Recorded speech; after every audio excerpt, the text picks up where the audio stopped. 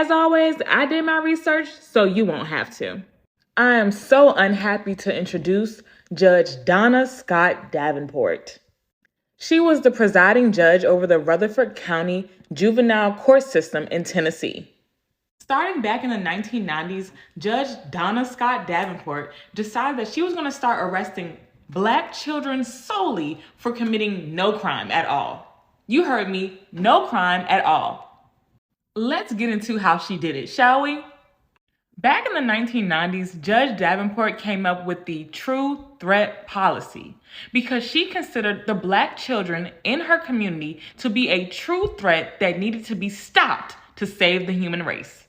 She considered herself carrying out God's mission by getting the Black children in the community off the streets for no crime at all, just because they were Black. How the process worked was that when a Black child was seen by a police officer, they were immediately arrested, taken into custody, brought before Mrs. Davenport, and she would charge them with a crime that did not actually exist. She did this to over 1,500 Black children in Rutherford County, Tennessee. 46% of the juveniles arrested were Black, even though they only make up 15% of Rutherford County. Back in 2016, she arrested 11 Black children and charged 10 of them for, get this, not breaking up a fight. One of the laws she made was the criminal responsibility for conduct of one another, which is not a freaking law at all. Check the facts. She made up her own laws as a judge. She bragged about this on her monthly radio show, calling herself the mother of the county, saying how she was saving all the Tennessee residents from these Black children, again, carrying out God's mission. She was also a law professor at Middle Tennessee State University, where she was teaching other people the same policies that she created. Even though she committed the heinous crime of arresting over 1,500 Black children illegally, she was given no jail time. She was never taken to court for this. Nothing happened.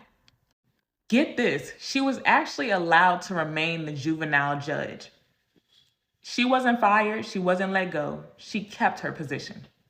Her only consequence was to pay the state of Tennessee $11 million for her wrongdoings. And out of that money, $7.5 million went to the 1,500 children, which was only a whopping $5,000. And get this, they didn't just immediately get the money. The children are responsible to go file a settlement claim in order to receive the funds.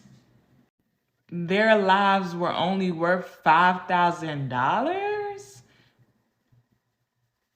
I wish this story ended differently.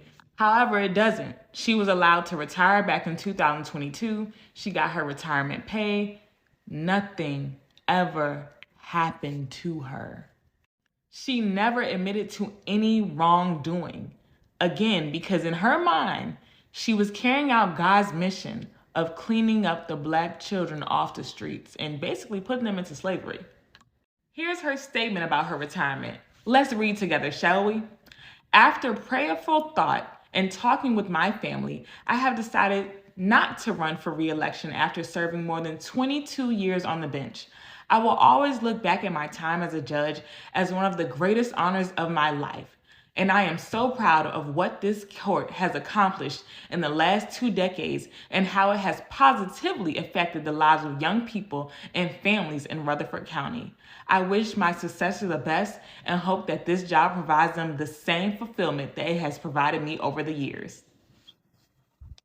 Arresting Black children provided her happiness, and she is so proud of continuing slavery.